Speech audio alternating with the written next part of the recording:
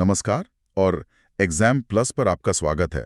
आज हम भूगोल के एक ऐसे विषय पर बात करेंगे जो सचमुच पृथ्वी पर हमारे अस्तित्व की बुनियाद है। हाँ, हमारा वायुमंडल।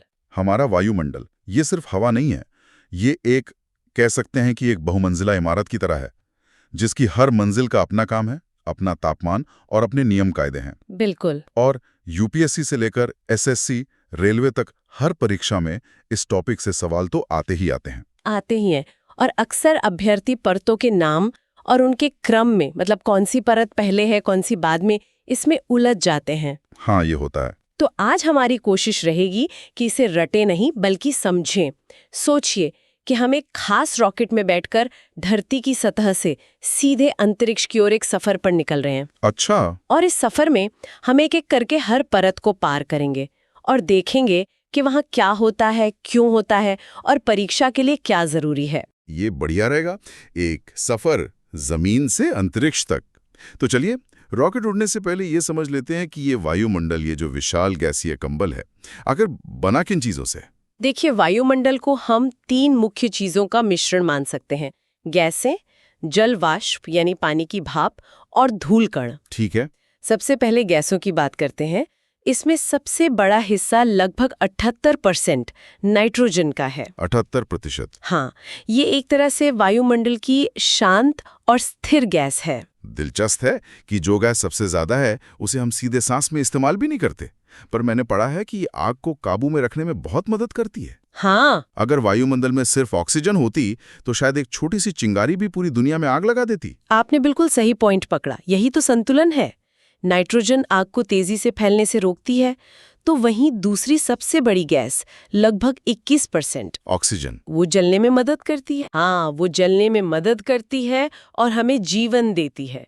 तो एक आग बुझाने वाली तो दूसरी आग जलाने वाली, और इसी संतुलन पर जीवन टिका है। सही है।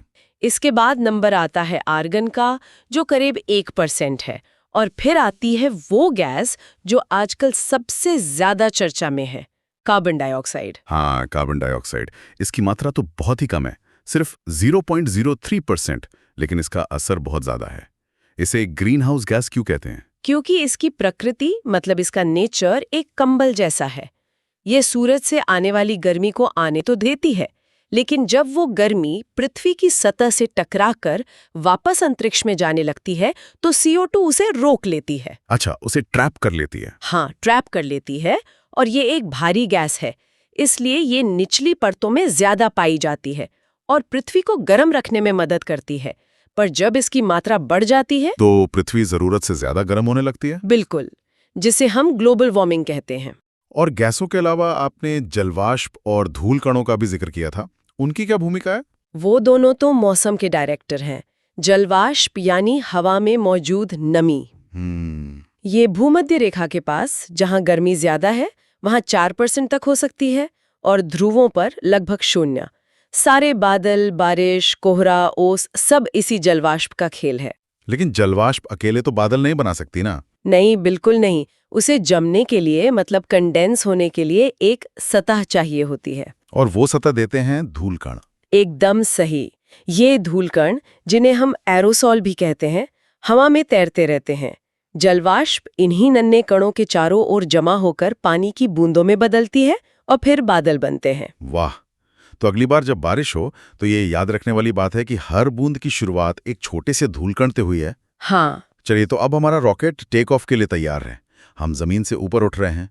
सबसे पहली परत जिसमें हम और आप अभी सांस ले रहे हैं, वो कौन सी है? ये है क्षोभ मंडल, यानी ट्रोपोस्फेयर। अच्छा। क्षोभ का मतलब ही होता है उथल पुथल या परिवर्तन। अच्छा। और ये नाम इसे बिल्कुल सही दिया गया है क्योंकि मौसम से जुड़ी हर एक घटना सब यहीं होती है। सब कुछ इसी परत में होता है, चाहे वो बादलों का गरजना हो, बिजली का चमकना, आंधी, तूफान, बारिश, ओले, सब कुछ। तो मतलब हम अपनी पूरी जिंदगी इसी उथल पुथल वाली परत में गुजार देते हैं। इसकी ऊंचाई कितनी होती है और यहाँ ऊपर जाने पर क्या होता है? इसकी औसत ऊंचाई लगभग 13 किलोमीटर है, लेकिन ये भूमध्य रेखा पर गर्मी और पृथ्वी के घूमने की वजह से ज्यादा फैलकर 18 किलोमीटर तक। अच्छा, फैल जाती है। हाँ, और ध्रुवों पर ये सिकुड़कर सिर्फ 8 किलोमीटर तक रह जाती है। और इसका सबसे जरूरी नियम ये है कि जैसे जैसे आप इसमें ऊपर जाएंगे तापमान गिरेगा, कम होगा। हाँ, कम होगा। हर 165 मीटर पर तापमान 1 डिग्री सेल्सियस कम हो जाता है।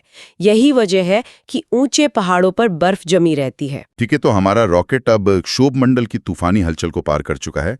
हम लगभग 15-20 किलोमीटर की ऊंचाई पर है। अब माहौल कैसा है? अब आप एक बिल्कुल शांत और स्थिर इलाके में आ गए हैं।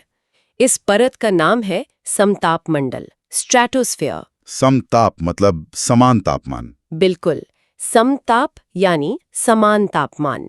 यहाँ मौसम की कोई हलचल नहीं होती, न बादल, न बिजली, न तूफान। आसमान एकदम साफ रहता है। तो इसका मतलब ये हुआ कि पायलट्स के लिए ये परत एक तरह से हाईवे इन द स्काई है। कोई ट्रैफिक नहीं, कोई टर्बुलेंस नहीं। बिल्कुल, इसीलिए सारे कमर्शियल एयरप्लेन्स इसी परत में उड़ना पसंद करते हैं। लेकिन इस परत के शांत होने की एक बहुत बड़ी वैज्ञानिक वजह है, जिसे कहते हैं तापमान का व्युत्क्रमण। Temperature inversion? हाँ, टेम्परेचर इन्वर्जन।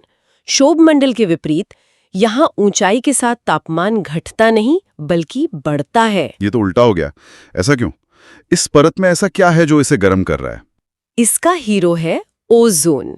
Ozone layer? हाँ, ओजोन परत जो हमें सूर्य की खतरनाक पराबैंगनी मतलब अल्ट्रावायलेट किरणों से बचाती है, वो इसी समताप मंडल में मौजूद है। अच्छा। ये ओजोन गैस यूवी किरणों को सोख लेती है और इस प्रक्रिया में गर्मी पैदा होती है।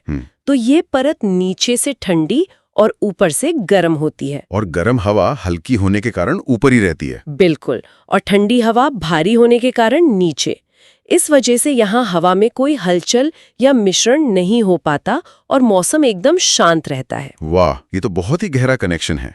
और ओजोन की मोटाई मापने के लिए एक खास यूनिट भी है जो अक्सर परीक्षा में पूछी जाती है। हाँ, उसे डॉब्सन यूनिट कहते हैं। डॉब्सन यूनिट, ये नाम याद रखना बहुत जरूरी है। ठीक है, तो समताप मंडल से परीक्षा के लिए 3 बातें सबसे जरूरी हैं: वायुयान की उड़ान, ओजोन परत की मौजूदगी और शांत मौसम। ठीक है, हमारा सफर जारी है।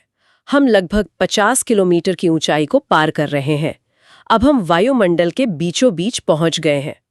इस तीसरी परत का नाम क्या है? ये है मध्यमंडल, मीसोस्फीयर। और यहाँ आते ही आपको फिर से ठंडक महसूस होगी, बल्कि ये तो हमारे वायुमंडल की सबसे ठंडी जगह है। सबसे ठंडी? हाँ, यहाँ तापमान गिर के -85 डिग्री सेल्सियस या उससे भी नीचे चला जाता है। वो इतनी ठंड!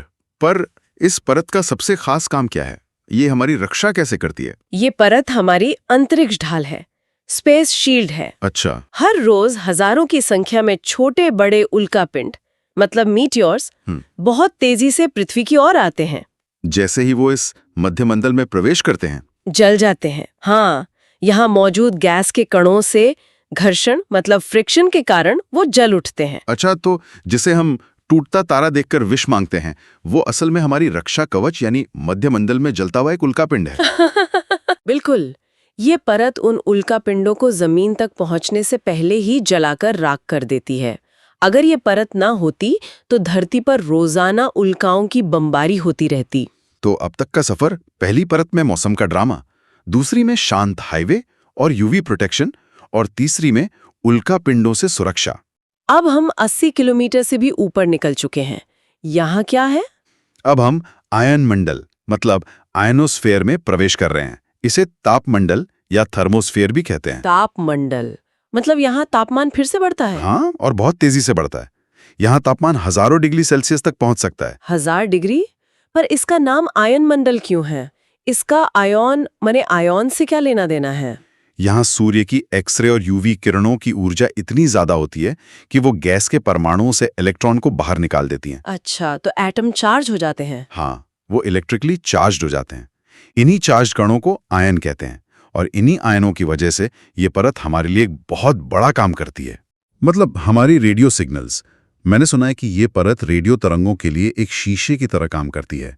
एकदम सही। ये परत रेडियो तरंगों को परावर्तित मतलब रिफ्लेक्ट करके वापस पृथ्वी पर भेज देती है। अच्छा। इसी वजह से हम हजारों किलोमीटर दूर तक रेडियो सुन पाते हैं। हमारे सारे संचार उपग्रह कम्युनिकेशन सैटेलाइट्स वो भी इसी परत में स्थापित किए जाते हैं। तो टीवी, मोबाइल, जीपीएस सब इसी की वजह से संभव है? बिल्कुल, आपका मोबाइल नेटवर्क और टीवी चैनल इसी परत की देन है। ये तो कमाल है। मतलब एक परत हमें उल्कापिंडों से बचा रही है और उसके ठीक ऊपर वाली परत हमें एक दूसरे से जोड़ रही है। अब हम लगभग 640 किलोमीटर से भी ऊपर हैं। ये हमारे सफर का आखिरी पड़ाव है। हाँ, ये है बाह्य मंडल, एक्सोस्फेयर। ये वायुमंडल की सबसे बाहरी और सबसे पतली परत है जो धीरे धीरे अंतरिक्ष में विलीन हो जाती है, मिल जाती है। हाँ, यहाँ गुरुत्वाकर्षण बहुत कमजोर हो जाता है और हाइड्रोजन और हीलियम जैसी सबसे हल्की गैसें पाई जाती हैं। यहाँ गैस के कण इतने दूर दूर होते हैं कि वो कभी-कभी पृथ्वी के गुरुत्वाकर्षण को पार करके हमेशा के लिए अंतरिक्ष में खो जाते हैं। तो ये था हमारा सफर तापमान के आधार पर। क्षोभमंडल, समतापमंडल, मध्यमंडल, आयनमंडल और बाह्यमंडल। इसे याद रखने के लिए एक ट्रिक भी तो है। हाँ, एक बहुत आसान वाक्य है, छोड़ सबको मैं आया बाहर। अच्छा, छोड़ सबको मैं आया बाहर। हाँ, छोड़ से क्षोभमंडल, सबको से समतापमंडल, मैं से मध्यमंडल, आया से आयनमंडल और बाहर से बाह्यमंडल। बहुत बढ़िया। ये तापमान पर आधारित वर्गीकरण तो अब बिल्कुल साफ है, लेकिन एक और वर्गीकरण का जिक्र होता है जो रासायनिक मिश्रण के आधार पर है, सममंडल और विषम मंडल। ये क्या है? ये वायुमंडल को देखने का एक दूसरा नजरिया है। देखिए, जमीन से लेकर लगभग 90 किलोमीटर की ऊंचाई तक हवा में गैसों का अनुपात मतलब रेशियो लगभग एक जैसा रहता है। वही 78% नाइट्रोजन, 21% ऑक्सीजन। बिल्कुल, ऐसा इसलिए क्योंकि यहाँ हवा में लगातार हलचल और मिश्रण होता रहता है। इस एक जैसे मिश्रण वाले हिस्से को सममंडल या होमोस्फीयर कहते हैं। और इसमें हमारी पहली 3 परतें आ जाती हैं। हाँ, क्षोभमंडल, समतापमंडल और मध्यमंडल, ये तीनों सममंडल का हिस्सा हैं। और 90 किलोमीटर के ऊपर वहां क्या अलग है? 90 किलोमीटर के ऊपर हवा इतनी विरल हो जाती है कि मिश्रण लगभग बंद हो जाता है। अब गुरुत्वाकर्षण अपना काम करता है। अच्छा, वो गैसों को उनके भार के हिसाब से अलग अलग परतों में बांट देता है। सबसे नीचे भारी गैस मतलब आणविक नाइट्रोजन की परत, उसके ऊपर ऑक्सीजन, फिर हीलियम और सबसे ऊपर सबसे हल्की गैस हाइड्रोजन की परत। चूंकि यहाँ गैसों का मिश्रण एक जैसा नहीं है, इसलिए इस हिस्से को विषम मंडल या हेटेरोस्फेयर कहते हैं। और इसमें आयनमंडल और बाह्यमंडल आते हैं। बिल्कुल। तो एक ही वायुमंडल को देखने के 2 अलग-अलग तरीके हैं, एक तापमान के उतार चढ़ाव से और दूसरा गैसों के मिश्रण से। ये अब पूरी तरह से स्पष्ट हो गया है। चलिए, परीक्षा के नजरिए से एक बार फटाफट मुख्य पॉइंट्स को दोहरा लेते हैं। बिल्कुल। तो अगर सवाल आता है मौसम की सारी घटनाएं कहाँ होती हैं? जवाब है क्षोभमंडल। ओजोन परत और हवाई जहाज कहाँ उड़ते हैं? जवाब है समतापमंडल। उल्कापिंड कहाँ जलकर नष्ट होते हैं? मध्यमंडल। और रेडियो तरंगों का परावर्तन और संचार उपग्रह कहाँ हैं? वो है आयनमंडल में। कार्बन डाइऑक्साइड की मात्रा कितनी है? 0.03%। ये याद रखना बहुत जरूरी है। और ओजोन की मोटाई किसमें मापते हैं? जवाब है डॉब्सन यूनिट। तो कुल मिलाकर वायुमंडल सिर्फ हवा का एक गोला नहीं है, ये एक जटिल, जिंदा और सुरक्षात्मक प्रणाली है। ये एक ऐसा कवच है जो हमें अंतरिक्ष के खतरों से बचाता है, मौसम बनाता है, संचार को मुमकिन करता है और सबसे जरूरी, पृथ्वी पर जीवन को सांस लेने लायक बनाता है। एकदम सही। और एक परीक्षार्थी के लिए इन परतों की विशेषताओं और उनके काम को समझना ही इस टॉपिक की आत्मा को समझना है। ये भूगोल और सामान्य विज्ञान दोनों की नींव है। और इस पूरी चर्चा से एक सवाल और उभरता है। हमने बात की कि वायुमंडल हमें उल्कापिंडों और यूवी किरणों जैसे प्राकृतिक खतरों से बचाता है, लेकिन मानवीय गतिविधियां जैसे ग्रीनहाउस गैसों का उत्सर्जन या ओजोन को नुकसान पहुंचाने वाले केमिकल्स इस सुरक्षा कवच को अंदर से कैसे कमजोर कर रही हैं? ये एक बहुत जरूरी सवाल है जो भूगोल के इस स्थिर विषय को सीधे करंट अफेयर्स और पर्यावरण विज्ञान से जोड़ता है। हमारा वायुमंडल एक बहुत ही नाजुक संतुलन पर काम करता है। इस संतुलन को समझना और इसे बनाए रखना, यही आज की सबसे बड़ी चुनौती है। मेहनत करते रहिए, जिज्ञासु बने रहिए, सफलता जरूर मिलेगी। शुभकामनाएं।